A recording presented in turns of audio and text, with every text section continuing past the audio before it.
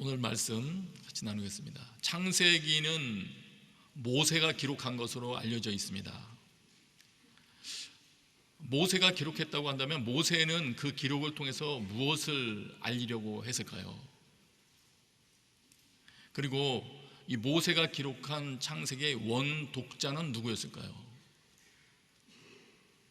우리가 생각해 보는 것이 유익할 것 같습니다. 모세가 기록했다면 그 글을 읽는 사람도 그 당대의 사람들이었을 것입니다. 그렇다면 출애굽 후에 가나안 땅 들어가기 전에 광야 세대라고 할 수 있는 사람들, 특별히 시내산 세대라고 할 수 있는 그런 사람들일 수 있을 것입니다. 그러면 그 사람들이 창세기를 읽었을 때는 어떤 느낌으로, 어떤 생각을 하며 읽게 되었을까요? 특별히 창세기 초반에 오늘 본문에 나와 있는 창조기사, 그것을 보면서는 무슨 생각을 하면서 읽게 되었을까요? 이것을 생각해 보는 것이 의미가 있다고 생각되어집니다. 당시 원독자라고 방금 지칭해 드린 그 출애굽 세대들, 그 분들의 당시 상태는 이렇게 되었다고 알려져 있습니다. 몸은 출애굽을 완료했는데, 홍해를 완전히 건넜는데 정신과 삶 속에 배어있는 어떤 습성들은 노예의 의식을 완전히 버리지 못했다. 그래서 종종 그것들은 그 신앙의 행진을 하는데 방해물로 작용을 했습니다. 때로는 애굽으로 다시 돌아가겠다고 그러고, 애굽에는 이러저러한 것이 있었는데 여기는 없다고 불평하게 되고, 그런 일이 발생하게 됐죠. 그러면 그들이 가지고 있었던 노예의식이라고 할 수 있는 그런 것은 어디로부터 왔느냐? 긴 기간 동안 애굽에서 노예로서 거하고 있었을 때 애굽의 통치자의 통치를 받았었고, 애굽의 종교의 영향을 받았었고, 그리고 애굽의 문화, 질서 이런 것들을 따르다 보니 자연스럽게 몸에 배웠을 것입니다. 정신과 사고에 배어들었을 것입니다. 하나님께서는 이런 모든 것으로부터 완전한 출애굽을 이루기를 원하셨습니다. 새로운 시작을 위해서는 그러한 모든 옛 질서로부터 완전한 떠남이 필요하다. 그래서 신앙생활을 방해하는, 무겁게 만드는 그런 모든 것들로 다 벗어버리기를 원하셨습니다. 그래서 모세를 통하여 모세의 마음을 감동시키셔서 이런 것들을 기록을 하게 하셨죠. 그래서 그런 것들은 다 버리기 위해서는, 자신에게 있던 남아있는 그런 습성들을 버리기 위해서는 깨달아야 될 부분도 있거든요. 자신이 어떻게 그 자리까지 오게 되었는지 그런 부분도 알아야 되기 때문에 하나님께서 창세기를 통해서 무언가를 말씀하시고자 하는 것입니다. 또 한편 이런 부분도 있습니다. 홍해를 건널 때도 물론 이스라엘 백성들이 엄청난 기적과 놀라운 일들을 많이 체험했습니다. 그 10가지 재앙을 통해서 주어진 사건도 정말 그 엄청난 것 아니겠습니까? 바다를 또 건넜는데요. 그건 또 어떻습니까? 그런데 그들에게 새롭게 다가온 또 놀라운 체험이 있었죠. 시내산에서의 체험이었습니다. 이스라엘 백성들과 함께 거하기를 원하시는 그분, 엄청난 현상과 함께 임하셔서 너무 놀라워서 백성들은 감히 대면하지도 못하고 무서워 떨고 모세를 통하여 이야기를 나누었던, 어쨌든 의사소통을 원하셨던 그분, 이분은 도대체 누군가? 또 새로운 경험이었을 것입니다. 우리를 출애굽시키신 이분은 도대체 누군가? 거기에 대한 것도 자신들이 누군가를 이해할 때 필요한 내용이었을 것입니다. 그리고 또 알려져 있는 것들이 있죠. 애굽의 신은 많은 신들이 있지만 주된 신은 태양신이라고 알려져 있죠. 태양신. 애굽에 있어서 태양신은 가장 오래되고 근본적인 신으로 그렇게 알려져 있습니다. 어느 누구도 태양의 빛을 피할 수 없듯이 이 태양의 신의 어떤 영향력, 그리고 또 애굽의 통치자 바로의 그런 어떤 영향권에서 벗어날 수 없다. 이렇게 되어 있죠. 세계의 중심이 애굽이고 바로고 태양신이다. 그런 인식이 그들 가운데 있었습니다. 또 뿐만 아니라 주변 메소포타미아 지역의 주요 신들은 달과 별들로 또 알려져 있죠. 너무 뜨거워서 해를 싫어했던 것으로 또 설명하는 분들도 계십니다.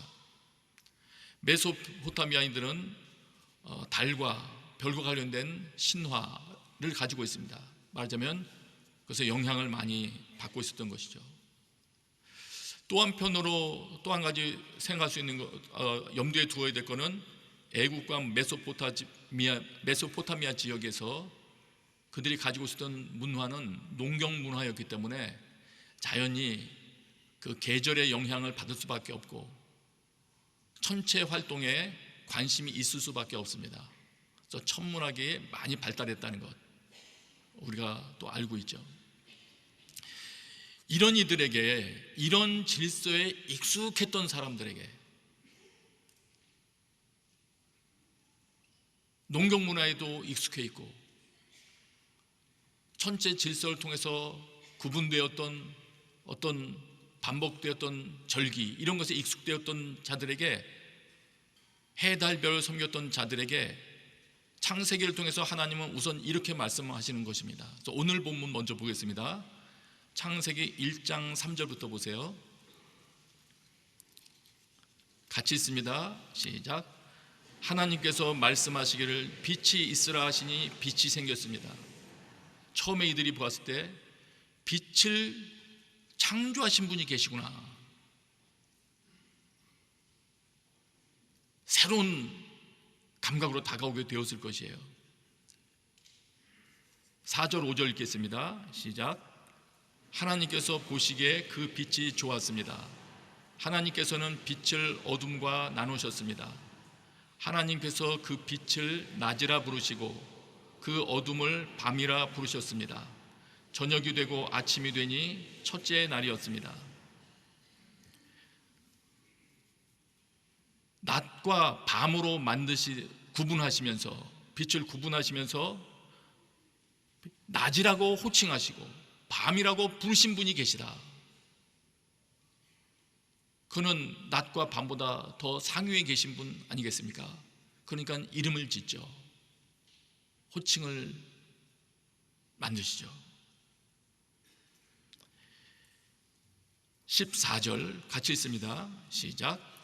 하나님께서 말씀하시기를 하늘 공간에 빛들이 생겨 낮과 밤을 나누고 절기들과 날짜들 및 연도들을 나타내는 표시가 되게 하라. 우리 16절도 읽고 같이 설명하겠습니다. 16절 시작. 하나님께서 두 개의 큰 빛을 만들고 그 가운데 큰 것으로는 낮을 다스리게 하시고 작은 것으로는 밤을 다스리게 하셨습니다. 또한 별들도 만드셨습니다. 두 개의 큰 빛은 무엇을 말하겠습니까? 해와 달이죠. 그 당시 땅의 관점에서 지금 설명이 하고 있는 것이기 때문에 땅에서 볼 때는 해와 달이 가장 크죠. 두 개의 큰 빛을 신으로 섬겼던 해와 달을 만드신 분이 계시다고 하십니다. 또한 별들도 만드셨다. 별들도, 그들이 중요하게 여겼던 별들조차도 만든 분이 계셨다. 또 그런 해달별로 인해서 형성되는 절기들, 날짜들, 이런 것들이 있었는데 그런 것도 구분한 분이 계셨다. 하나님이시다. 이거를 지금 창세기가 선포를 하고 있는 겁니다. 다시 말하면, 요약하면 이렇게 되겠습니다. 그들의 입장에서 신으로 섬겼던, 태양이 되었던, 달이 되었던, 별이 되었던, 특정 영향력을 주었던 절기가 되었던 간에 그런 것들은 피조물에 불과하다. 그것을 만든 분이 계시다. 그렇기 때문에 그 모든 것들이 결국은 하나님께 속한 것이라는 것을 선포하는 것입니다. 하나님이 창조하셨다는 것은. 절기도 하나님께서 주관하시는 것이다. 그 당시에 인격체처럼 여겼던 천체의 움직임도 단지 하나님의 지시에 따라 천체가 움직이는 것이지, 그리고 낮과 밤의 임무를 다스리는 임무를 하나님께로 받아 수행하는 것이지 그것이 숭배할 만한 대상이 되는 건 아니구나. 하는 것을 지금 창세기를 통해서 선포를 하고 있는 것입니다. 그래서 당시에 이런 절기들을 통해서 혹은 점성술을 통해서 사람들을 통제하거나 혹은 미혹하려고 했던 모든 시도들이 있다면 그것으로부터 벗어나게 하시려는 것이죠. 왜 이런 말씀을 하십니까? 하나님의 백성들로 하여금 진정한 자유를 누리게 하기 위함입니다. 그 어떤 것들로부터도 얽매이지 못하게 하려고, 그것이 태양이 되었던 달이 되었던 별의 움직임이 되었던 절기가 되었던 그것으로부터 나오는 어떤 이론이 되었던 하나님의 백성들을 노예 만들지 못하도록, 얽어매지 못하도록 창세기를 통해서, 모세가 기록한 창세기를 통해서 하나님께서 가르침을 주시고 계시는 것입니다. 또 한편 그런 절기를 온전히 벗어나게 하기 위해서 하나님은 모세오경을 통해서 새로운 절기도 주십니다. 어떤 차이가 있습니까? 애굽에서 형성된 절기를 통해서는 되새겨지는 애굽의 이론이 있었을 것이고 또 문화가 습득되었을 것이고 반복해서 무언가 몸에 쌓여나가는 그런 것들이 있었을 것입니다. 근데 그런 것들로부터는 완전히 단절시키면서 하나님께서 새로운 일정을 허락하여 주십니다. 새로운 사이클을 허락하여 주십니다. 그 내용은 애굽의 어떤 질서가 반복해서 이해되고 쌓여나가는 것이 아니라 하나님의 성품을 더 이해하게 하고 새로운 생명을 얻게 해주시는 그것을 위한 절기였습니다. 그래서 우리가 그 출애굽기 레위기 쭉 보다 보면은 어떤 절기를 지켜라 하고 특별히 말씀하시는 거 있죠. 특별히 안식일을 중요시하면서 또 말씀하시는 것들이 있죠. 그런 것입니다. 하나님의 의도가 있으신 것입니다. 여기까지 보면 우리는 이렇게 할 수 있습니다. 해와 달 이런 것들은 결국은 하나님의 피조물에 불과하다. 천체로부터 나오는 모든 이론, 하나님의 다스림 하나 있는 것이 분명하다. 또 하나님 보시기에 새로운 삶을 위해서는 새로운 삶의 일정표가 필요하다. 새로운 시간표가 필요하다. 그래서 여러분 사도행전에 보면 그 당시에 그리스도인들이 성령을 체험한 이후에 삶의 일정표가 바뀌었습니다. 사도행전에 보면 그들이 시간 투자하는, 중요하게 투자하는 것이 바뀌었어요. 말씀을 배우고 서로 떡을 떼며 교제하고 기도하는 일에 이들이 시간을 사용하기 시작했습니다. 달라진 것이죠. 결국 여기까지 말씀을 통해서 보면 창세기를 통해서 그 당시의 원독자들은 이것을 알게 되었을 것이에요. 주의 깊게 그 내용들을 들었던 사람들이라면 그렇구나, 애굽에서 섬겼던 그 신들을 떠났기 때문에 혹시라도 해를 입을까 두려워하는 것들, 애굽에서 지켜왔던 절기를 떠났기 때문에 혹시라도 해를 입을까 두려워했던 모든 것으로부터 벗어날 수 있었을 것이에요. 두려워할 필요가 없구나, 하나님의 손안에 있구나. 이런 내용은 그 당시에 처음 이것을 접촉했던 원독자들에게는 일종의 복음과도 같았을 거예요. 그것을 더 이상 따를 필요 없다, 이런 복음과도 같았을 것이에요. 여기서 우리는 하나 배웁니다. 새로운 시작 과정에 있는 공동체에 있어서 이거는 가장 중요한 기초가 되는구나. 무엇이 가장 기초가 되는 겁니까? 가장 중요한 기초가 됩니까? 창조주 하나님을 믿는 신앙이죠. 우리를 인도한 하나님이 어떤 분이냐? 모든 과거의 신으로 섬기거나 아니면 어떤 통계에 근거한 어떤 가르침, 그 모든 것들을 능가하시는 분이시고 그걸 주관하시는 분이시는구나 하는 그런 것을 알게 해주는 신앙, 창조신앙입니다. 창조주 하나님을 믿는 신앙이 그래서 우리들이 새로운 시작을 하게 하는데 매우 중요한 것이 됩니다. 우리가 몇 주간 동안 십자가, 죽음, 부활, 승천 등등 각각의 주제에 대해서 그것이 우리 신앙에 얼마나 중요한 요소를 차지하는가를 배웠지 않습니까? 우리 신앙의 영역에 십자가에 대한 온전한 믿음이 있어야 하고 우리의 신앙의 영역에 부활에 대한 온전한 믿음의 영역이 있어야 되고 예수 그리스도께서 승천하셔서 오늘도 통치하고 계신다는 명확한 믿음의 영역이 있어야 되는데 오늘 또한 알게 됩니다. 창조의 신앙 또한 명확해야 되는구나. 여러분, 오늘 2부의 예배에 참석하신 여러분, 여러분의 믿음 가운데 창조 하나님께서 모든 것을 창조하셨다는 그 믿음이 온전하게 자리 잡게 되시기를 축복합니다. 네. 창조주 하나님을 믿는 신앙이 나의 모든 사고의 우선순위를 재정렬시켜줄 수 있는 것이더라고요. 모든 악한 질서로부터 풀려나와서 자유를 주시고자 하시는 하나님의 의도의 첫 번째가 창조주 하나님을 믿는 것입니다. 말하자면 우리가 창조주 하나님을 믿기 시작할 때, 본격적으로 우리가 믿기 시작할 때 우리 가운데 묶여있거나 이런 거 아니야 했던 것 많은 것으로부터 풀려나오는 일들이 실제로 체험되기 시작할 것입니다. 그래서 혹시 이건 그냥 높아지면서 한번 여쭤보는 거예요. 2부 예배에 나오신 여러분들 중에서 가끔 사업하시다가 일이 잘 안 되면 점집 찾아가시는 분도 혹시 계신가요? 자녀 결혼 문제 놓고 사주, 궁합 뭐 이런 거 고려하시고 그런 분들 계신가요? 안 계시기를 바라면서 그래도 의심이 생겨요. 왜 의심이 생기냐면, 지난번에 제가 있던 땅에서 거기 법당이 하나 아파트에 들어왔는데 놀라운 정보를 입수했어요. 오늘의 교인들이 거기를 출입을 한다는 거예요. 여기서는 안 그러시겠죠, 설마.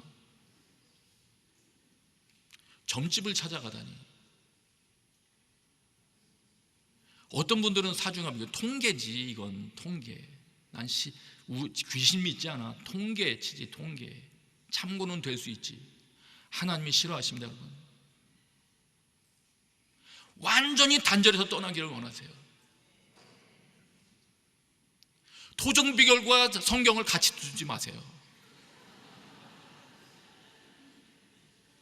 한번 이런 거 저런 것을 막 말씀드렸더니, 부적에 대한 것도 이런 것 집에 두지 말라고 했더니 새가족반에 있던 한 분이 그거는 그냥 제 남편 위해서 붙여놓은 건데, 이실직고를 해버렸어요. 그분이 남편 베개에 일 잘 되라고 부적 묻어놓으신 분 계십니까?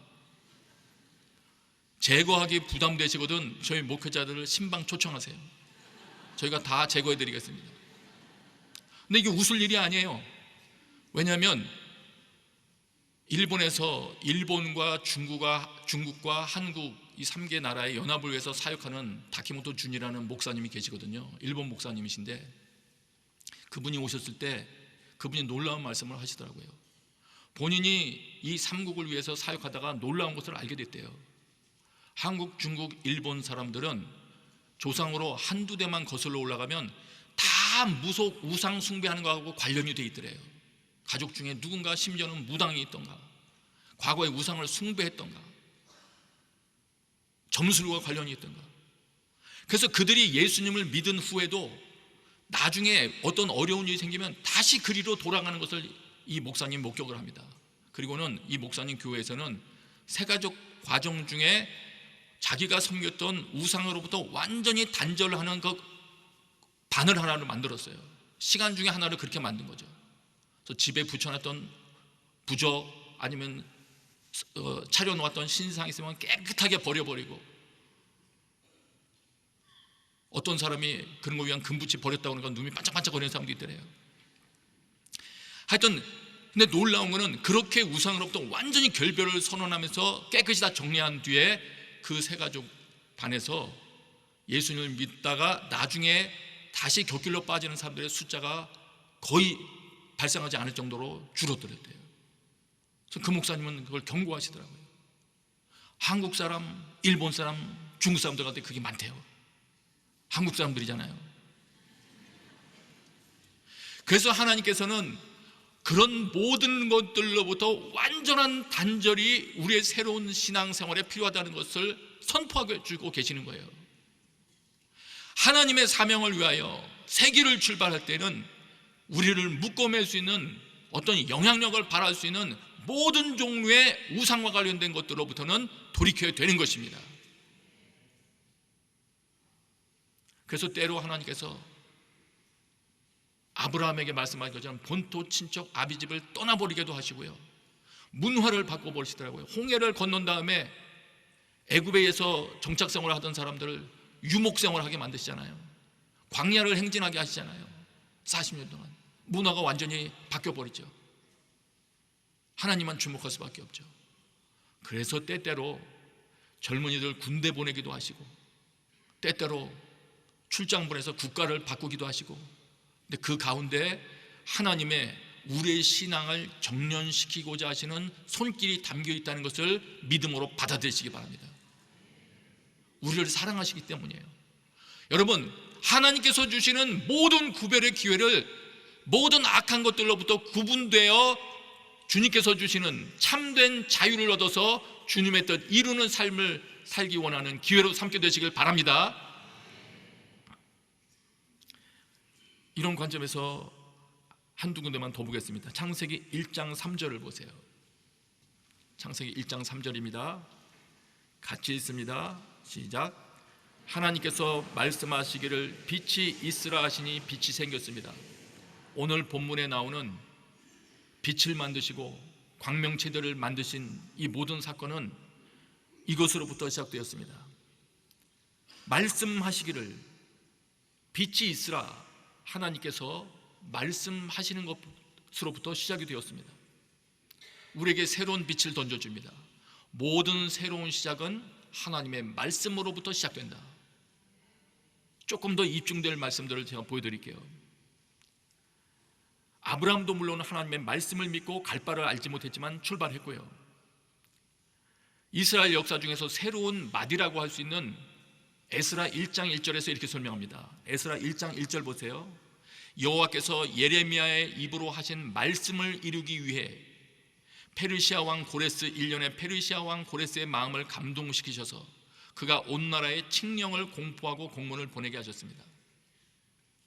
성전 건축하고 하는 이런 일들을 시작시키기 위하여 불신자의 마음인데도 하나님이 감동시키셔서 뭔가를 시작을 시키시는데 성경은 이렇게 기록합니다.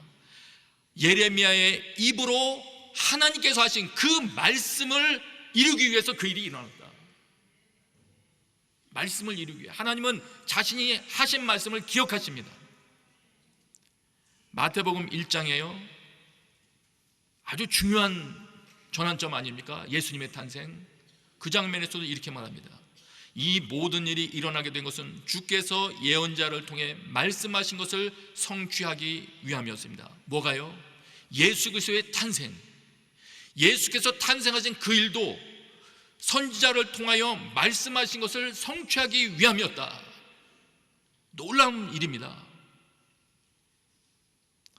심지어는 성령 받은 이후 사도행전에서도 이렇게 기록합니다. 2장 16절입니다. 성령이 임했어요. 약속대로. 이 일은 예언자 요엘을 통해 말씀하신 것입니다. 다른 번역을 통해서 보자면 지금 일어난 이 사건은 하나님께서 예언자 요엘을 시켜서 말씀하신 대로 된 것입니다. 성경은 증언합니다. 모든 중요한 전환점과 시작에 하나님의 말씀이 있었다고. 신약의 교회는 중요한 때 그래서 모여서 하나님의 말씀을 들었습니다. 금식하며 주를 섬길 때 성령께서 교회 말씀하셨습니다. 사도행전 13장 사건입니다. 여러분, 새로운 시작을 앞두고 계신 분 계십니까? 다른 존재들을 찾아가거나 심지어는 점집 찾아가거나, 여러분 그건 하나님 미워하시는 겁니다. 정말입니다. 하나님의 말씀을 읽으면서 주께서 말씀하신 것인데 나의 삶 가운데 아직 이루어지지 않은 것이 있다면 주님, 내 삶 가운데 이루기를 원하시는 주의 말씀을 발견하게 도와주십시오. 그 말씀을 이루기를 원하는 마음으로부터 새 일이 나의 삶에 시작되게 하여 주옵소서. 그 기도가 여러분의 기도가 되기를 바랍니다. 사업도 그렇게 되면 얼마나 좋겠습니까? 또 한 부분을 찾아보겠습니다. 이 창세기 본문을 인용한 사도가 계세요. 고린도 후서 4장 6절이에요. 우리가 복음을 증거하는 이유를 설명하던 그 과정 중에 나온 서명인데 핵심 부분만 설명드리겠습니다. 우리 함께 읽습니다. 시작. 어둠에서 빛이 빛이라고 명하신 하나님께서 우리의 마음에 예수 그리스도의 얼굴에 있는 하나님의 영광을 아는 빛을 비춰주셨기 때문입니다. 비추셨기 때문입니다. 왜 우리가 복음을 전하고 있냐? 하나님께서 예수 그리스도의 얼굴에 있는 하나님의 영광을 아는 빛을 비추어 주셨기 때문이다. 그러면서 사도 바울이 뭘 떠올리면서 말씀하고 있냐면 어둠에서 빛이 비치라. 이건 창세기 1장 3절 말씀 아니겠습니까? 그 말씀 그대로가 뭔가를 연관을 시켜서 지금 말하고 있는 거예요. 사도 바울께서 지금 자신에게 정말 빛으로 임하신 그분, 그 사건을, 복음을 알게 된, 예수 그리스도를 알게 된 그 사건을 기억하면서 창세기를 기억하고 있습니다. 공통점이 무엇일까요? 우리가 복음을 받아들인 사건과 창세기 사건과 무엇이 공통점이 있을까요? 여러분, 예수 그리스도를 구세주로 받아들이셨습니까? 오늘 처음 오신 분들이 계시다면 예수 그리스도가 구세주라는 것을 다시 한번 명확하게 인식하기를 바라고요. 창조주가 계시다는 걸 인식하기 바라고요. 나가시다가 새가족에 등록해 주시기 바라요. 공통점은 무엇인가? 명확합니다. 하나님께서 명하셨고 우리 가운데 복음의 빛이 비추게 하신 그분도 하나님이시라는 겁니다. 하나님이 하십니다. 그러면 동일한 하나님이 하신다면 그 일을 이루셔서 모든 우리 가운데 어두웠던, 복음을 받아들일 수 없었던 어둠으로 덮였던 그 영혼 가운데 복음의 빛을 비추어서 새로운 질서를 임하게 하시는 것은 목적이 같을 거예요. 하나님께서 창세기에서 새로운 창조를 계속 이루어 가시면서 사람이 거할 만한 공간 되게 하시고 또 사람을 불러서 그 땅을 다스릴 수 있는 존재 되게 하시고 그 일을 주님께서 감당하십니다. 오늘 우리에게도 그 목적을 그대로 이루실 거예요. 우리가 하나님 믿는 사람으로 새로운 그런 피조물로 하나님 앞에 서게 되어서 하나님의 대리자로서 하나님의 나라를 이 땅 가운데 펼쳐갈 존재, 혹은 예수 그리스도를 증거할 수 있는 증인으로서의 삶, 하나님을 알리는 삶을 사는 존재 되게 하시기를 원하실 것입니다. 그래서 그 하나님께서, 창조주 하나님께서 우리 가운데 빛을 비추어 주셨다는 거예요. 놀라운 사건입니다. 천지 창조를 이루신 하나님께서 오늘 여러분의 각 개인의 마음 가운데 일을 시작하셨다. 엄청난 사건이 발생한 것입니다. 그 하나님은 내 영혼 가운데 일을 시작하셨다면 가만히 계시지 않을 거예요.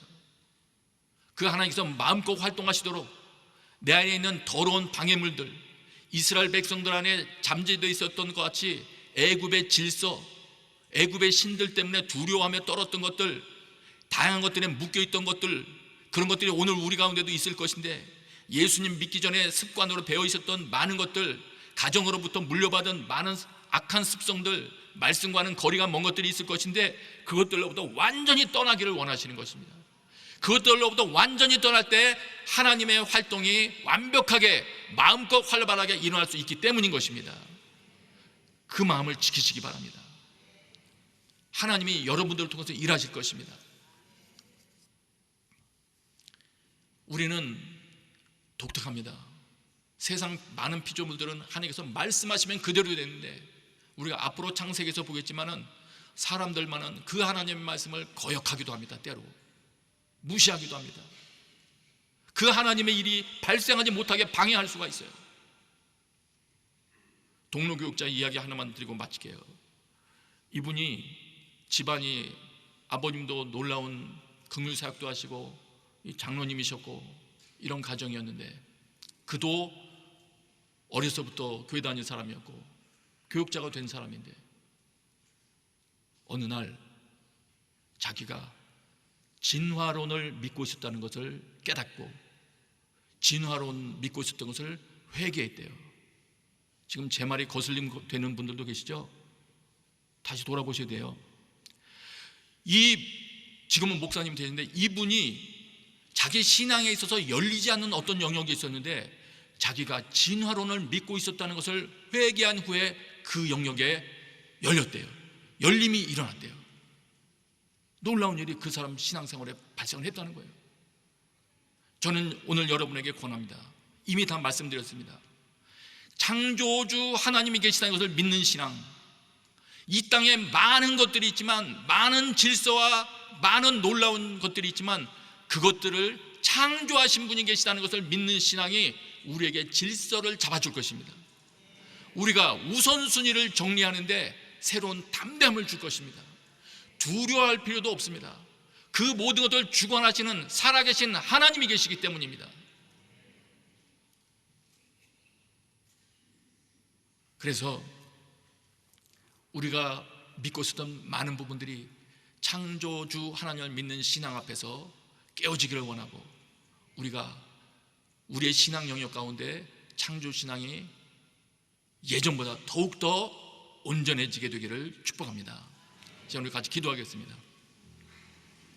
딱 한 가지 기도하십시다. 하나님, 오늘 은혜를 베푸사 십자가, 부활, 승천, 많은 부분에 대해서도 확고한 믿음을 갖지만 창조에 대해서도 확고한 믿음을 가질 수 있는 은혜를 내려 주옵소서. 자기 자신을 위해서 함께 기도하십시다. 아버지 하나님, 우리에게 새로운 인생을 주시기를 원하시는 주님, 새로운 출발을 주시기를 원하시는 주님, 주님, 오직 말씀 붙들고 새 출발하기 위하여 주님께서 필요하다고 생각하신 창조의 신앙을 오늘 새롭게 하여 주시옵소서. 주님, 악한 것들 신뢰하던 것, 혹은 거짓된 사상 붙들고 있었던 것들, 이 시간에 회개하며 내려놓고 주님 앞으로 나아갑니다. 불쌍히 여겨주시고 은혜를 베풀어 주시옵소서. 예수님의 이름으로 기도합니다. 아멘.